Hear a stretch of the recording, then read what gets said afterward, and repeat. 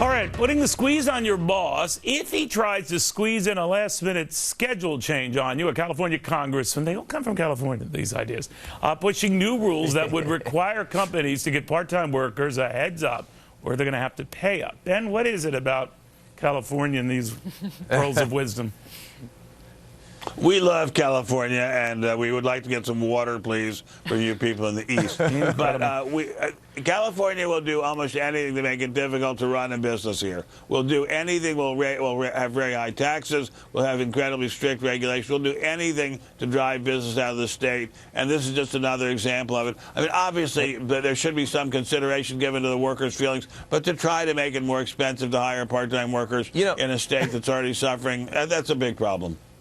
Adam? It's amazing. It's amazing, given how business unfriendly we are in California, how much business we do in California, from Silicon Valley to Hollywood. You know, Neil, I know nobody on the show believes this, but we are all capitalists here, including me. No, you're not. Sometimes you are so lying right now, and you're lying on national television. No, I am. Did you know that my father studied under Milton Friedman? No, I mean, this is how you answered. No, I am. I am telling the truth. Anyway. Yes.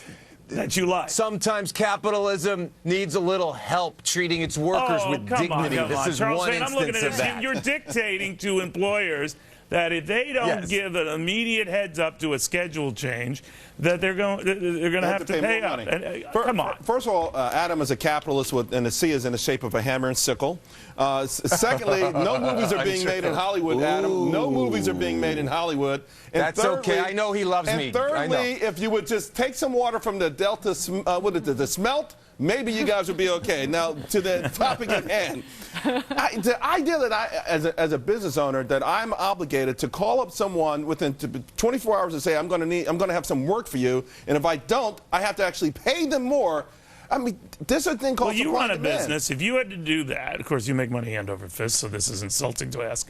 But do you, or would that change whether you have that part-time worker or give that person many hours? It would. I mean, because it's inconvenient, and it shifts. Well, the argument is it's inconvenient for them to change your schedule. I know. It's inconvenient for a person who's not working to, maybe, I don't know if they're going to watch a TV show that day. I'm not sure exactly what we're doing to disrupt the person who's not working schedule, but as a small business owner in particular, I think that's the one who's dictated by I like how they're trying to legislate this for businesses across the country, and they present no evidence about how widespread these problems are, how egregious this abuse of the employees is by these businesses getting called in. Listen, we've all experienced that working as a journalist, working in restaurants, working in retail. You get called in. To the restaurants, but we do have data. Move in and out of schedules all the time.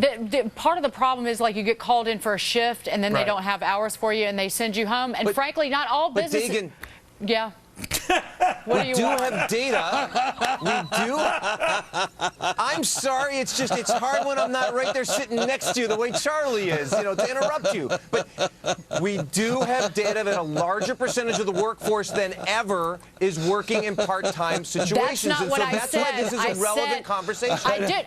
We know that. But I said, how are those part-timers then being treated? How egregious is it that companies call people in and then say, oh, okay, you came in, we don't have any hours for you. There's we don't know how badly people are being treated. And by the way, I just want to say this smacks of union work rules. That's exactly where it's coming from, because they want unionization of these companies, and that's exactly what's going on. And Adam, how would you feel as a businessman or woman, and you're told on the one hand, we want you to raise your minimum wage. We want you to deal with these regulations for Obamacare. We want you to keep track of your number to make sure you're complying with the laws for Obamacare. We want you to keep track of how you're scheduling your limited workforce that you can afford under Obamacare. I mean, when does it get to the point where you just say, the hell with it? Neil, we live in a great country with lots of benefits that come with living in a great country, and there's prices to pay as well for that. Come on, but why do we have to add the price to pay with a recovery that is at best limping along? And now you're adding these extra burdens on businesses that could barely afford the ones they have now. How are you going to encourage more hiring with these added restrictions?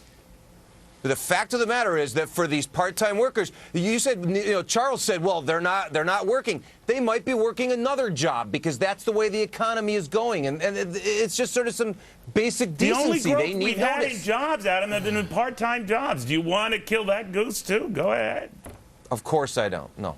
You don't. Okay, I think you're lying again. All right. I'm kidding. He's not lying. He's just misrepresenting the facts. All right, well, these guys are going to cost you more. Of these guys, I can't believe this. Is that true? Now I'm depressed.